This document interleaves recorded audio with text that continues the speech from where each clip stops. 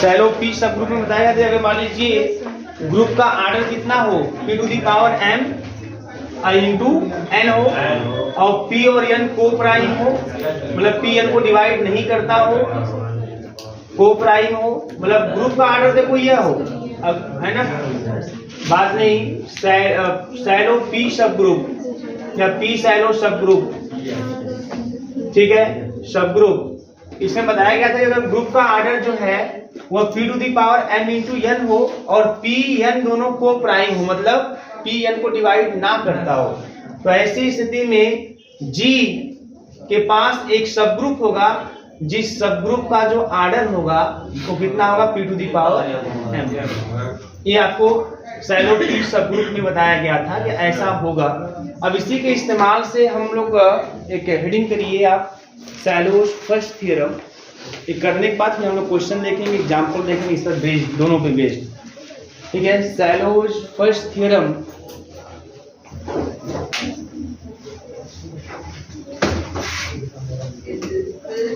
तीन थ्योरम है, तीनों इंपॉर्टेंट है। पहला शैलोज फर्स्ट थ्योरम, देखिए इसमें let capital G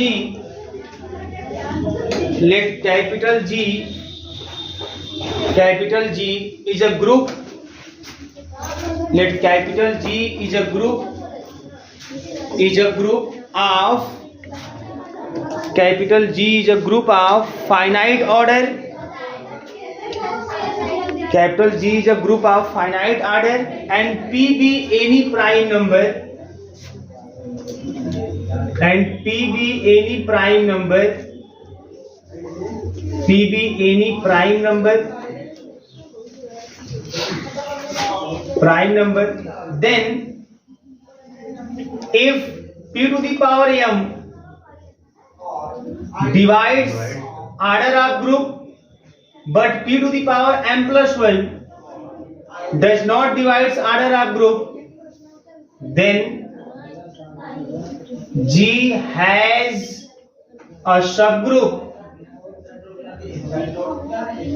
of order P to the power n. Then G has a subgroup of order P to the power n. इस पर क्वेश्चन एग्जाम्पल बहुत होंगे, घबराने की जरूरत नहीं है आपको। Then G has a subgroup of order P to the power n. ये शैलोज फर्स्ट थ्योरम है। शैलोज फर्स्ट थ्योरम कहता है कि अगर ग्रुप का ऑर्डर फाइनाइट हो और P कोई प्राइम नंबर हो, तो इस स्थिति में अगर P के power m order of group को डिवाइड कर रहा है और लेकिन P to the power m plus 1 group को ऑर्डर को डिवाइड ना करे, P to the power m को डिवाइड करे ग्रुप के ऑर्डर को, लेकिन P to the power m group के ऑर्डर को डिवाइड ना करे, तब ऐसी स्थिति में कंफर्म है कि G के पास एक ऐसा सब ग्रुप जरूर होगा जिसका ऑर्डर कितना होगा, P to the power m। या इसको ऐसे ही बोल सकते हैं, then G has at least a subgroup, कम से कम एक, अधिक से अधिक जितने भी हो सकते हैं, उसके पास एक बात तो कंफर्म हो जाएगी, जैसे ही एक कंडीशन होल्ड कर जाएगा कि ग्रुप का ऑर्डर फाइनाइट हो, P कोई प्राइम नंबर हो, वो इस तरीके का हो कि P to the power m जो है ग्रुप के ऑर्डर को डिवाइड करता हो, लेकिन P to the power m plus 1 group के ऑर्डर को डिवाइड नहीं करता हो, तो ऐसी केस में G के पास कम से कम एटलीस्ट एक सब ग्रुप तो ऐसा होगा ही होगा जिसका ऑर्डर कितना होगा, P to the power m ही होगा। ठीक है, इस पर आपके क्वेश्चन एग्जांपल सब अच्छे से चलने वाले हैं। आप देखेंगे ऐसे बहुत से आपको एग्जांपल मिलेंगे जिसमें है ना इसी तरीके की पूरी कंडीशन होल्ड करेगी और आपको फाइंड करना रहेगा है ना सब ग्रुप को जिसका ऑर्डर कितना होगा, P to the power m होगा। ठीक है, अब इसे प्रूफ की तरफ चलते हैं। प्रूफ लिखिए इसका, चलिए प्रूफ की तरफ चलते हैं। ध्यान दीजिए, आप प्रूफ की बात करते हैं। तो यहाँ पे let order of group G is equal to n, कोई फाइनाइट नंबर। जो शैलोज फर्स्ट नंबर स्टेटमेंट है उससे अकॉर्डिंग चले तो स्टेटमेंट आपका यही है कि ग्रुप का ऑर्डर फाइनाइट हो, तो हमने मान लिया कि ग्रुप का ऑर्डर कितना है, n है। ठीक है, let P be any prime number, P be any prime number, P कोई प्राइम नंबर है, prime number, then if P to the power m divides order of group but P to the power m plus 1 does not divides order of group m plus 1 then we have to show that, तो हमें यह show करना है यहाँ पे we have to show that G has a subgroup of order p to the power n. It is proved by principle of mathematical induction. क्या बात है? Principal of mathematical induction. Mathematical induction. अब principal of mathematical induction क्या होता है आपको पता है, आप पढ़े हैं इंटरमीडिएट में कि अगर कोई भी आपको स्टेटमेंट दिया हुआ है, अगर वो स्टेटमेंट 1 के लिए सही है तो आप मान लेते हैं कि किसी नंबर k के लिए भी वो सही होगा, और फिर दिखाते हैं कि तब वो k + 1 के लिए भी सही होगा। यही काम आप करके दिखाते हैं। तो चलिए मैथमेटिकल इंडक्शन से हम लेट कर लेते हैं, लेट n = 1 के लिए चेक करते हैं कि सही है कि नहीं है। तो लेट n = 1, तो जब n = 1 बोलेंगे that is order of g = 1। अब ऐसा ग्रुप जिसका ऑर्डर 1 हो तो विच इंप्लाइज g = सिंगलटन ही, यही एक ग्रुप होता है जिसका ऑर्डर 1 होता है। यही एक ऐसा सेट होता है जिसका ऑर्डर 1 होता है और पूरा ग्रुप बनाता है, यही एक सेट होता है। देन g = सिंगलटन ई हो जाएगा, ठीक है ना। अब इस ग्रुप का ऑर्डर 1 है। अब ध्यान दीजिए यहाँ पे, here order of group is divisible by p to the power 0, p to the power 0 है ना भाई। कोई भी प्राइम नंबर ले लो, 2 ले लो, 3 ले लो, 4 ले लो, 5 ले लो, पावर 0 1 आएगा और 1 जो है 1 को डिवाइड करेगा, है ना। And p to the power 0 + 1 है ना, ये जो है does not divide order of, divide नहीं करेगा। अगर हम p की जगह 2 ही मान ले, प्राइम नंबर 3 ही मान ले, तो उसके पावर 0 तो 1 आएगा, वो डिवाइड कर रहा है क्योंकि इसका ऑर्डर 1 है, 1 को डिवाइड करेगा। ठीक है, अगर हम जो है 2 ही माने हैं मान लीजिए, तो पावर 0 है, 0 में 1 जोड़ दीजिए तो 0 + 1 मतलब 1 हो गया, तो आ जाएगा 2, तो 2 1 को डिवाइड तो करेगा नहीं, तो कंडीशन होल्ड कर गया। तो कंडीशन तो होल्ड कर गया, इसका मतलब then G has a subgroup of order, है ना। तुमको p to the power 0, p to the power m मतलब p to the power 0, तो G के पास कितने ऑर्डर का एक सब ग्रुप होगा, मतलब that is of order 1, order 1 का सब ग्रुप होगा। सिंस आप ये जानते हो कि हर ग्रुप है ना G has a subgroup या G is itself subgroup, G स्वयं का सबग्रुप होता है, itself subgroup हो गया, itself subgroup। देन इसका मतलब यह है then the subgroup of G of order 1 is possible,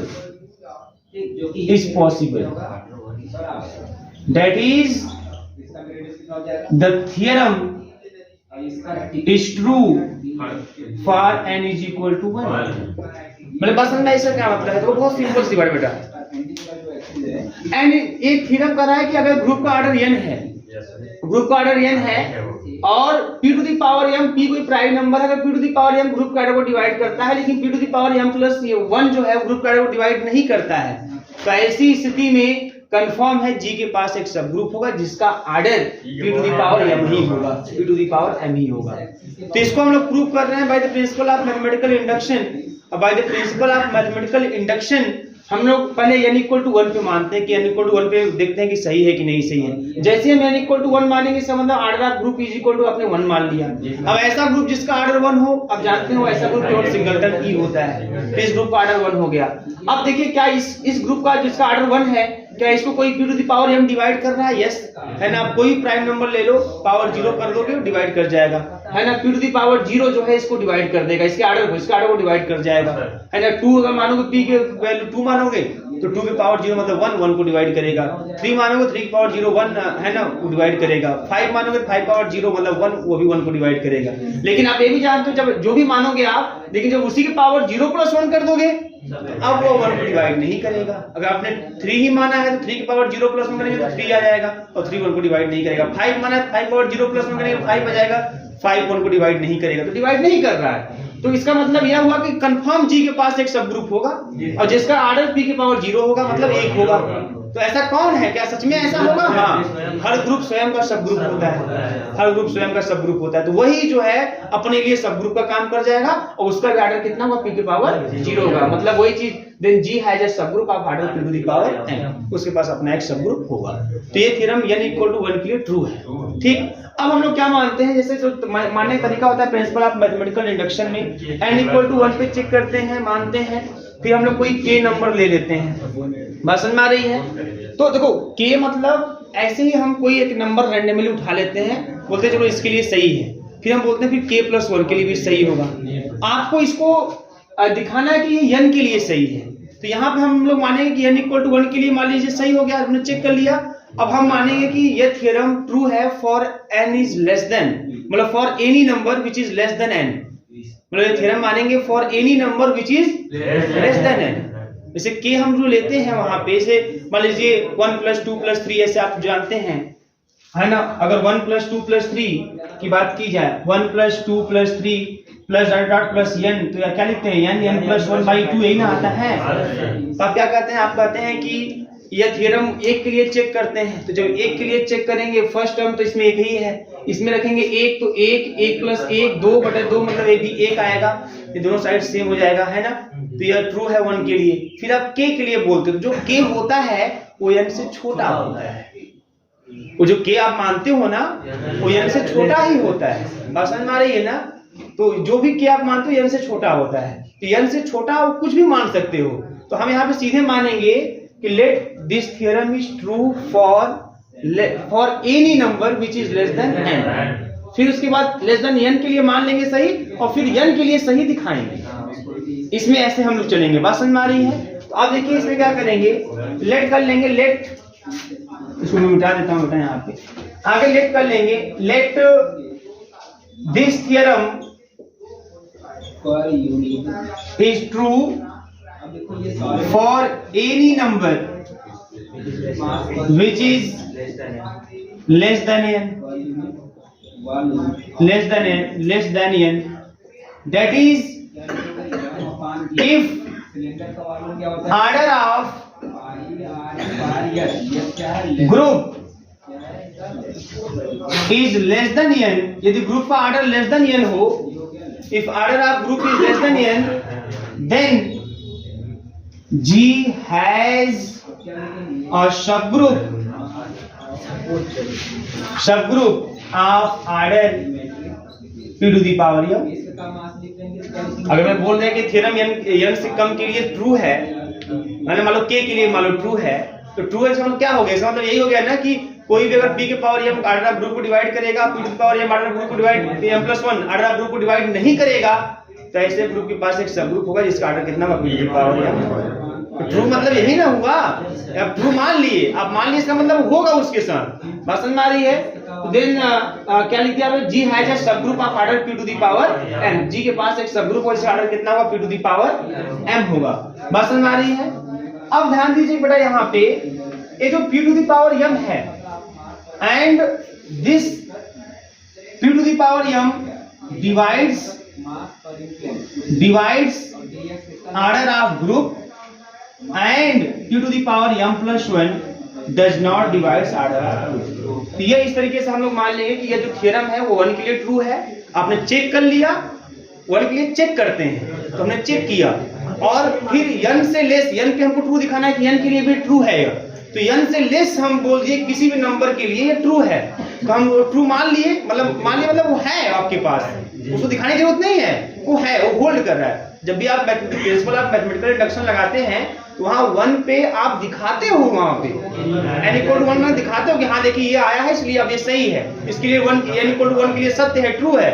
और फिर n बराबर k के लिए आप दिखाते नहीं हो, आप बोलते हो है सही, ये होल्ड करेगा, आप ऐसा बोलते हो, वहाँ दिखाने की जरूरत नहीं होती है, इसलिए यहाँ दिखाने की जरूरत नहीं है। लेकिन जब आप n या k से जब आगे k मान लिए, k के लिए ट्रू मान लिए, जब k के आप आगे जाते हो तब आप कहते हो उसको, तब उसको प्रूव करके दिखाते हैं। तो अब हम n से लेस के लिए ट्रू मान लिए हैं, लेकिन n के लिए हम प्रूफ करके दिखाएंगे। बात समझ में आ रही है? वैसे नोट लीजिए इसको।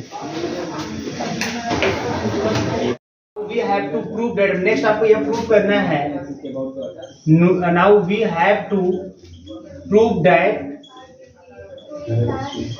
this theorem,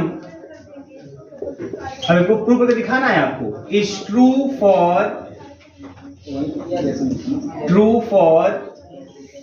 n n less than के लिए आपने प्रूव मान लिया, लेस मतलब कुछ भी हो है ना, अपने आप को k हो चाहे k प्लस कुछ भी हो अपने आप, तो n लेस देन के लिए आपने प्रूव मान लिया, मतलब ये होल्ड कर रहा है, उसको दिखाने की जरूरत नहीं होती। लेकिन अब जब n लेस देन के लिए आपने प्रूव मान लिया, तो जब n की बात आएगी या n+1 की बात आएगी तो उसको आपको प्रूव करके दिखाना होगा। तो अब हमको ये प्रूव करके दिखाना, this theorem is true for n के लिए भी ट्रू है, मतलब कि अगर ग्रुप का ऑर्डर n हुआ और p के पावर m अगर ग्रुप को डिवाइड कर रहा है, ग्रुप के ऑर्डर को डिवाइड कर रहा है, तो ऐसा ग्रुप जो है वो जरूर एक सब ग्रुप रखेगा जिसका भी ऑर्डर कितना होगा, p to the power m होगा। तो हम लेट कर लेते हैं बेटा इसके लिए, let h be a proper subgroup of G and p to the power m divides order of group।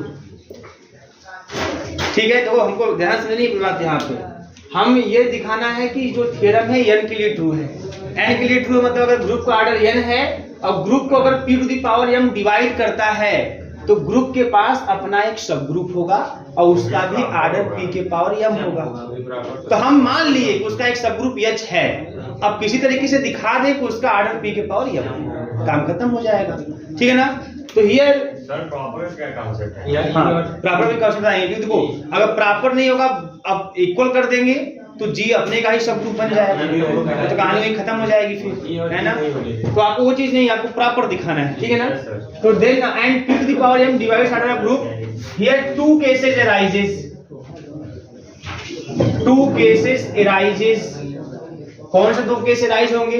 पहला केस यह, ध्यान समझिए मेरी बात यहाँ पे, कि हमको दिखाना है कि जी जो ये थ्योरम है वो n के लिए ट्रू है। n के लिए ट्रू है इसका मतलब यह है कि यदि ग्रुप का ऑर्डर n हो और p के पावर m ग्रुप के ऑर्डर को डिवाइड करता हो तो ग्रुप G के पास अपना एक सब ग्रुप होगा जिसका ऑर्डर p के पावर m होगा।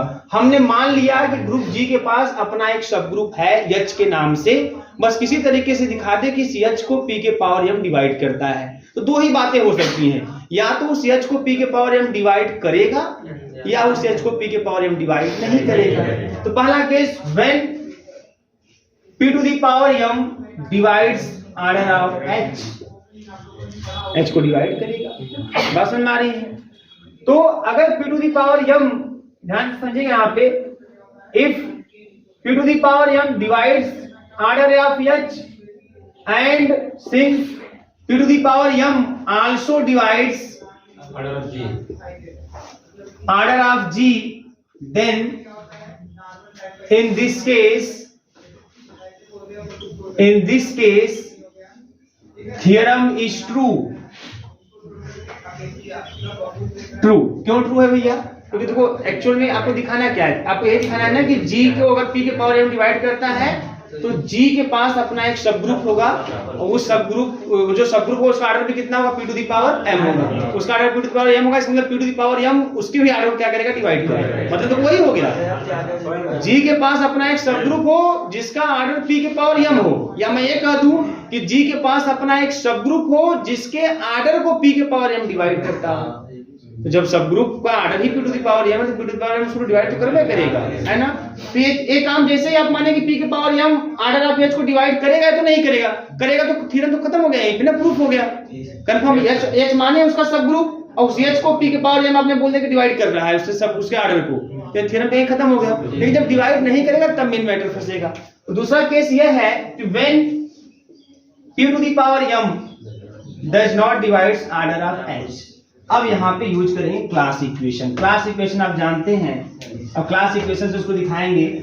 Then by class equation, class equation बेटा देखो ध्यान से भी आप समझिए। अब यहाँ पे क्लास इक्वेशन कहता है कि ऑर्डर ऑफ ग्रुप जो होता है that equal to order of Z plus centre वाला लिख रहा हूँ summation A does not belongs to Z order of G, क्या बात, order of normaliser of A, है ना, second form of class equation.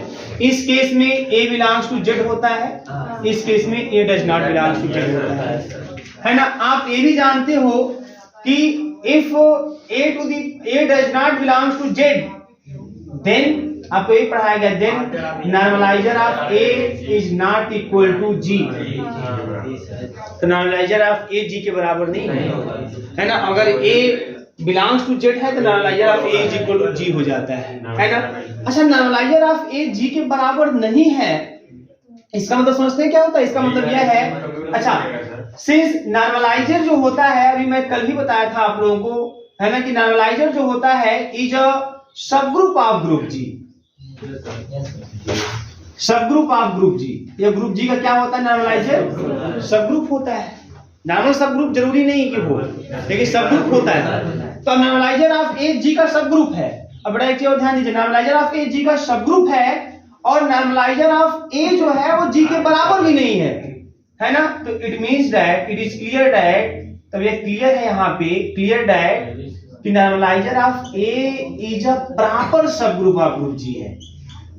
ये प्रॉपर है भाई। कोई सब ग्रुप जी का ऐसा हो जो जी के बराबर ना हो, और सब ग्रुप है और जी के बराबर नहीं, मतलब उससे छोटा है, मतलब उसके अंदर कंटेंट है, और कंटेंट वाले को तो प्रॉपर बोलते हैं। इक्वल है तो उसको प्रॉपर नहीं बोलते, जस्ट सबसेट बोलते हैं, ऐसा है ना, या सब ग्रुप बोलेंगे, ठीक है ना। हाँ, तो इम्प्रॉपर वाला कंडीशन, तो ये प्रॉपर सब ग्रुप। प्रॉपर में मतलब जो आइडेंटिटी और जो ग्रुप, एक जरूर ध्यान से। एक्चुअल में यहाँ पे क्या है, ये आप ऐसे जो सेट का कॉन्सेप्ट आप जानते हैं ना, ये वाला कॉन्सेप्ट, जब आप ऐसे बोलते हैं जस्ट सबसेट, अगर सब है ना सबसेट वो कॉन्सेप्ट, अगर मान लीजिए जस्ट ए कंटेन बी तब बोलते हैं प्रॉपर सबसेट, उसको प्रॉपर, इस उस सेंस में बोला जा रहा है, उस सेंस में। यानी जी के बराबर नहीं, यानी जी का सब ग्रुप है, सब ग्रुप मतलब उसका सबसेट है। जो सब ग्रुप होगा, बात ध्यान समझिएगा, वो जी का सबसेट होगा, ठीक है ना, सबसेट है, और लेकिन जी के बराबर नहीं है, इसका मतलब प्रॉपर सबसेट है। तो प्रॉपर सबसेट जो ग्रुप बनाएगा वो प्रॉपर सब ग्रुप है ना। वो इम्प्रॉपर वाला कंसेप्ट छोड़िए, वो तो अलग चीज है कि अगर कोई जी है तो जी के पास दो सब ग्रुप फिक्स होंगे, एक खुद वह, एक सिंगलटन ई, है ना। तो वो तो बोलते हैं हम लोग इम्प्रॉपर, है ना, वो चीज नहीं है यहाँ पे। यहाँ पे ए वाला कॉन्सेप्ट है, सबसेट और है ना कंटेंट वाला कॉन्सेप्ट है। तो प्रॉपर के लिए ये चीज, तो यहाँ पे यानी जी का सब ग्रुप है, मतलब उसका सबसेट है, और बराबर भी नहीं है, इसका मतलब कंटेंट है, फुल्ली कंटेंट है ना। इसका मतलब कि यानी जो होगा वो जी का क्या होगा, प्रॉपर सब ग्रुप होगा। जैसे आपने यहाँ माना हुआ है एच वाला जो माना था आपने, एच भी प्रॉपर सब ग्रुप, तो यानी जो प्रॉपर सब ग्रुप ऑफ ग्रुप जी। अब आगे बेटा देखिए यहाँ पे, देन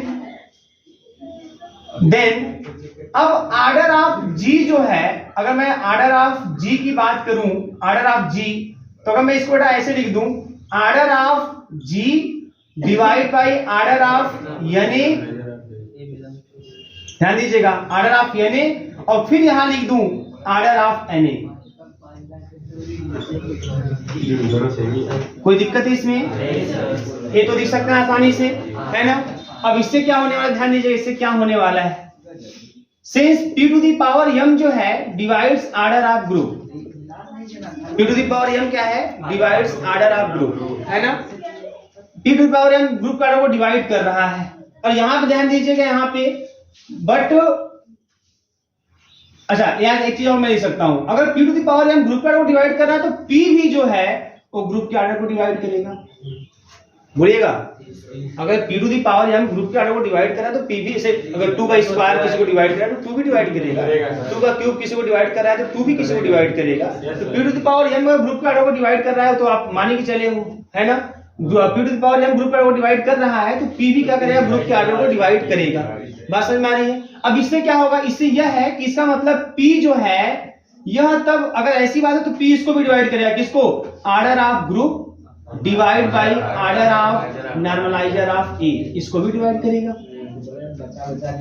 बोलिए, जब p आर्डर ऑफ ग्रुप को डिवाइड कर रहा है तो p order of group divide by order of normaliser of a को भी डिवाइड करेगा। ये समझ में आ रहा है कि नहीं, बताइए। अब इसको देखिए, a does not belongs to z, है ना, ये बहुत सिंपल सी बात। अच्छा भाई देखो, आप देखो यहाँ पे, जैसे कि मान लो p जो है कोई दो है और ग्रुप का आर्डर मान लीजिए 8 है। क्या है आपका, 8, ग्रुप का आर्डर 8 है, तो 2 8 को डिवाइड तो करेगा। अब नॉर्मलाइजर की बात कर लेते हैं, नॉर्मलाइजर, है ना। अच्छा एक चीज और ध्यान दीजिएगा, तो यहाँ नॉर्मलाइजर है ना, नॉर्मलाइजर, ये नॉर्मलाइजर जो है p to the power m does not divides order of normaliser of a। अब ये बोले ये कहां से कॉन्सेप्ट आ गया सर, ये कहां से आया, देखो ये कहां से आया, देखो ध्यान देना। It is clear that na is the proper सब ग्रुप ऑफ g। na क्या है, g का प्रॉपर सब ग्रुप। ऊपर माना है आपने कि जो h है वो g का प्रॉपर सब ग्रुप है। फिर उसमें केस सेकंड में आप बात कर रहे हैं, केस सेकंड में आप बात कर रहे हैं कि p के power m order of h को डिवाइड नहीं करेगा, और h भी क्या है, g का प्रॉपर सब ग्रुप है, और na भी g का प्रॉपर सब ग्रुप है, तो वो p के पावर m na को भी डिवाइड, na के भी आर्डर को डिवाइड नहीं करेगा। अब h कोई ऐसा रैंडमली माने हो ना, यहाँ h कोई भी आपने प्रॉपर सब ग्रुप मान लिया है g का, तो अगर हमारा p के पावर m इस केस में अगर p के पावर m h के आर्डर को डिवाइड नहीं करता है तो na भी प्रॉपर सब ग्रुप है, तो na को कैसे डिवाइड करेगा, उसको भी डिवाइड नहीं करेगा। अब ध्यान दे बेटा यहाँ पे, अब ध्यान देना, तो p जो है, ध्यान दीजिए यहाँ पे, p जो है वो g को डिवाइड तो कर रहा है, g के आर्डर को डिवाइड करेगा, और p to the power m अगर na के आर्डर को डिवाइड नहीं करता है तो एक चीज और कंफर्म है कि p जो है यह भी na के आर्डर को डिवाइड नहीं करेगा। अब चलो बताओ, यहाँ पे ग्रुप का आर्डर 8 है यहाँ पे, और यह p है, p बराबर 2 है, और 2 8 को डिवाइड कर रहा है, तो 8, अब 8 को एक ऐसा नंबर, अब ये जो 2 एक ऐसा नंबर जिसको 2 डिवाइड ना करे, 3 ले लेंगे अगर, तो यहाँ पे 2 डिवाइड कर पाएगा, तो एक बार डिवाइड, हाँ एक समस्या इसमें हो सकती है। हाँ, p डिवाइड करने के लिए आपका जो है p डिवाइड तभी करेगा, हाँ, order of normaliser of a, order of normaliser of a को p डिवाइड नहीं कर रहा है, p to the power m does not divide order of normaliser of a, तो ये इसको अगर डिवाइड नहीं कर रहा है तो ऐसी स्थिति में, और p to the power m order of group को डिवाइड कर रहा है, p to the p group का भी डिवाइड करेगा, ये कंफर्म है, तो p divides order of group. अब ये चीज इसको डिवाइड करेगा कि नहीं ये कंफर्म करना है आपको। आर्डर ऑफ p मान लीजिए हमारे पास, मैंने 2 माना, ठीक है, p अगर 2 है तो p के पास p अगर यार 2 का स्क्वायर मान लो ऐसे, तो देखते हैं इसको भाई, मान लो ये डिवाइड कर रहा है ग्रुप को, इसका मतलब 2 का स्क्वायर आर्डर ऑफ n को भी डिवाइड नहीं करेगा, ये नहीं करेगा, मतलब 4 डिवाइड नहीं करेगा, हाँ 4 डिवाइड नहीं करेगा कि नहीं करेगा, हाँ दोनों चीजें हो सकती हैं, लेकिन खासा रुक जाओ। अगर इक्वेशन नंबर 2 का इस्तेमाल करें, हाँ देखिए इक्वेशन नंबर 2 के इस्तेमाल से देखिए, इसको देखो ध्यान से, यहाँ पे p जो है, p ग्रुप के आर्डर को डिवाइड कर रहा है, ऐसा आप कंफर्म, कोई दिक्कत नहीं है, क्योंकि p की पावर m ग्रुप के आर्डर को डिवाइड करता है तो p भी ग्रुप के आर्डर को डिवाइड करेगा, तो p ग्रुप के आर्डर को डिवाइड कर रहा है, इसका मतलब ये p इस पूरे को भी डिवाइड करेगा। वो ध्यान समझो, अब इसको ऐसे समझो, समझ में आ जाएगा क्लियर आपको। देखो p जो है, p के पावर m ग्रुप के आर्डर को डिवाइड कर रहा है, तो p भी ग्रुप के आर्डर को डिवाइड करेगा, इसमें कोई संदेह नहीं है। जैसे 2 का स्क्वायर किसी को डिवाइड करेगा, 2 भी उसको डिवाइड करेगा, 2 का क्यूब डिवाइड करेगा, 2 भी डिवाइड करेगा, ये कंफर्म है यहाँ पे। तो p जो है ग्रुप के आर्डर को अगर डिवाइड कर रहा है तो ये जो p है इस पूरे को डिवाइड करेगा, इसी बराबर है, ये आर्डर ऑफ g है, p अगर ग्रुप के आर्डर को डिवाइड कर रहा है तो p इस पूरे को डिवाइड करेगा, अब p जो है इसको डिवाइड नहीं कर रहा है, p इसको डिवाइड नहीं कर रहा है, तो किसको डिवाइड करेगा, इस वाले पार्ट को डिवाइड करेगा। नई बात समझ में आ रही है? अब फिर से समझो, इसको समझो फिर से। ऐसे मान लो यहाँ पे कि P आपका 2 ही है, समझो मेरी बात ध्यान से, और ऑर्डर ऑफ G मान लीजिए आपका 8 है, तो 2 8 को डिवाइड कर रहा है। इसका मतलब कि इधर वाला जो है ना आपका, जो इधर वाला है, जो इधर वाला है, इसका भी कुल मिला के 8 आएगा, कुल मिला के 8 आएगा। अब इसका मतलब पूरा मिला के 8 आएगा। अब ये जो नंबर है, ये जो ऑर्डर है, ऑर्डर ऑफ यानी इसको 2 डिवाइड नहीं कर रहा है। मान लो ये 3 है, कुछ भी है ना, और फिर भी ये पूरा डिवाइड हो रहा है 2 से, तो ये वाला पार्ट डिवाइड होना चाहिए भाई। जैसे 2 गुणे 3 बटे 2, ये नहीं कट रहा है, मत कटे, ये कटता है ना, तब बोलेंगे पूरा डिवाइड हो रहा है कि नहीं 2 से। ऐसे 4 है ना, 4 गुणे 5 कर दिया और बटे 2 कर दिया, तो 5 नहीं कट रहा है 2 से, मत कटे, लेकिन 4 तो कट रहा है ना। तो मतलब ये पूरा अगर P से डिवाइड है, बहुत ध्यान समझिएगा, पूरा अगर P से डिवाइड है, तो ऐसी स्थिति में अगर ये P से डिवाइड नहीं है, इनको तो होना ही होगा। जब हम कह रहे हैं कि 4 गुणे 5 मतलब जो 20 है वो 2 से डिवाइड है, 4 गुणे 5 2 से डिवाइड है, और 5 कर रहे हैं 2 से डिवाइड होगा नहीं करेगा, तो कौन होगा? बोलिए, बात समझ में आ रही कि नहीं आ रही? अभी बहुत से एग्जांपल हो सकते हैं, लेकिन पहले आप यहाँ से भी इजीली समझ सकते हैं, है ना। ये चीज अगर न समझ में यहाँ लिख सकते हैं फ्रॉम इक्वेशन 2, बोलिएगा कंफर्म ना।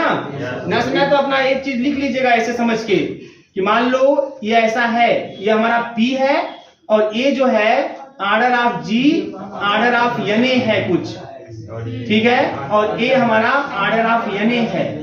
तो अगर ये जो 2 है इस पूरे को डिवाइड कर रहा है, लेकिन इसको डिवाइड नहीं कर रहा है, तो किसको डिवाइड करेगा?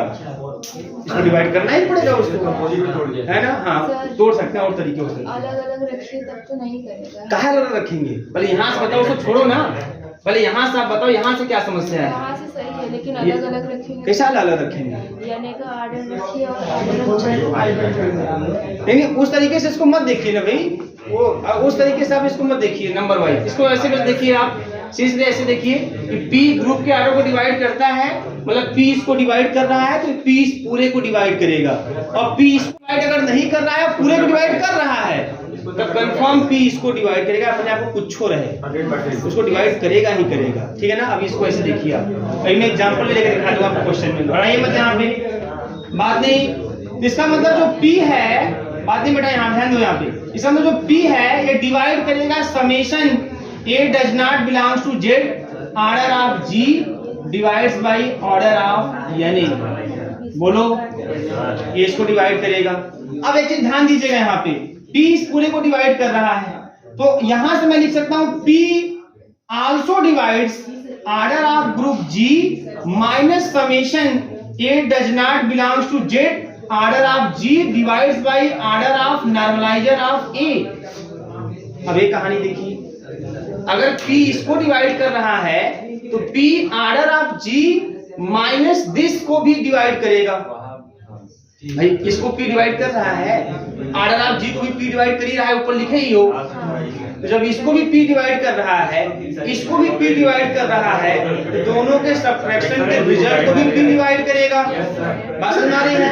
और अगर P इन दोनों के सब्ट्रैक्शन के रिजल्ट को डिवाइड कर रहा है, तो P ऑर्डर ऑफ Z को भी डिवाइड करेगा। यहाँ से आ जाओ, यहाँ से आ जाओ, पक्षांतर कर दो। अगर P इस पूरे को डिवाइड कर रहा है, तो P ऑर्डर ऑफ Z को डिवाइड करेगा। अब ऑर्डर ऑफ Z है क्या पता है आपको? ऑर्डर ऑफ Z जो है, order of Z is a normal सब ग्रुप। ये नॉर्मल सब ग्रुप होता है, ये नॉर्मल सब ग्रुप होता है किसका? G का। ये G का नॉर्मल सब ग्रुप होता है। ऑर्डर सॉरी ऑर्डर Z नहीं, Z भाई, Z जो है Z G का जो होता है नॉर्मल सब ग्रुप होता है। बात समझ आ रही है? देखो P ऑर्डर ऑफ Z को डिवाइड कर रहा है, P कोई प्राइम नंबर है, और Z जो है वो G का नॉर्मल सब ग्रुप है। इसका मतलब Z इज अ सब ग्रुप, सब ग्रुप भी होगा भाई, नॉर्मल सब ग्रुप भी होगा, सब group of G, that is Z is a group. बोलो, अगर कोई नॉर्मल सब ग्रुप है तो सब ग्रुप होगा, कोई सब ग्रुप है मतलब वो ग्रुप होगा, ग्रुप बना रहा है। अब एक मैं यूज करूंगा by Cauchy theorem, Cauchy theorem of या फॉर फाइनाइट अबेलियन ग्रुप। अब कॉची थ्योरम क्या कहता है, ध्यान दीजिएगा। कॉची थ्योरम ये कहता है, वो सुन लीजिए इसको स्टेटमेंट को, अब कहेंगे प्रूफ जो इसका हो जाएगा, बट आपके लिए इंपॉर्टेंट नहीं है। तो कॉची थ्योरम ये कहता है, अगर मान लीजिए कोई ग्रुप है और उस ग्रुप के आर्डर को कोई प्राइम नंबर डिवाइड कर रहा है, अगर कोई ग्रुप है उस ग्रुप के आर्डर को कोई प्राइम नंबर डिवाइड कर रहा है, तो गारंटी है कि उस ग्रुप में एक एलिमेंट तो ऐसा होगा जिसका आर्डर वही प्राइम नंबर होगा। बात समझिएगा वो ध्यान से। कॉची थ्योरम कहता है कि अगर मान लीजिए कोई ग्रुप है और ग्रुप का जो आर्डर है ना, वो कोई प्राइम नंबर p से डिवाइड हो रहा है, किसी प्राइम नंबर p से डिवाइड हो रहा है, तो कंफर्म है कि उस ग्रुप में एक एलिमेंट तो कंफर्म ऐसा होगा जिसका आर्डर वही प्राइम नंबर होगा। कोई उठा के देख लो, जैसे 1 ओमेगा स्क्वायर की मैं बात कर लूं, है ना, तो इसका ग्रुप का आर्डर 3 हो गया, तो 3 उसको डिवाइड करेगा, 3 भी प्राइम नंबर है, तो p जो बराबर 3 ले लें, तो p उस ग्रुप के आर्डर को डिवाइड करेगा, 3 को डिवाइड करेगा, तो क्या उस ग्रुप में कोई ऐसा एलिमेंट नहीं जिसका आर्डर 3 होगा? ओमेगा का ही है। 1 भी 3 को डिवाइड करेगा, 1 भी प्राइम नंबर है, तो 1 डिवाइड करेगा, 1 प्राइम नंबर है, 1 प्राइम नंबर है नहीं चले जा रहे हैं सब। 1 है ना, 3 डिवाइड कर दिया, बात समझ में आ रही है ना। तेज सिस्टम ऐसे मान लीजिए ये देख लीजिए आप, 1 - 1 i - i, ग्रुप का आर्डर 4 है। अब 2 कोई प्राइम नंबर है, अब 2 4 को डिवाइड कर रहा है, मतलब 2 जो प्राइम नंबर है वो ग्रुप के आर्डर को डिवाइड कर रहा है, 4 को डिवाइड कर रहा है, तो उस ग्रुप में जो 1 - 1 i - i वाला ग्रुप है, उसमें कंफर्म एक एलिमेंट ऐसा मिलेगा जिसका आर्डर 2 ही होगा। मिलेगा नहीं मिलेगा? -1 का आर्डर 2 ही है, तो कंफर्म है ऐसा। यही कहने का मतलब यही कॉची थ्योरम कहता है। कॉची थ्योरम यही कहता है कि अगर किसी ग्रुप के आर्डर को कोई प्राइम नंबर डिवाइड कर रहा है, तो ऐसी स्थिति में कंफर्म है कि उस ग्रुप में एक एलिमेंट तो ऐसा जरूर होगा जिसका आर्डर वही प्राइम नंबर होगा। ठीक है ना? तो by Cauchy theorem for finite abelian group, if order of z या if p divides order of z, then there exists an element small a belongs to z such that order of a is equal to p। यही कहता है Cauchy theorem. बात समझ में आ रही है? That is a to the power p is equal to e। बात समझ में आ रही है? करिए यहाँ तक तो पूरा भर ही गया। ये भाई तो बहुत समय हो गया।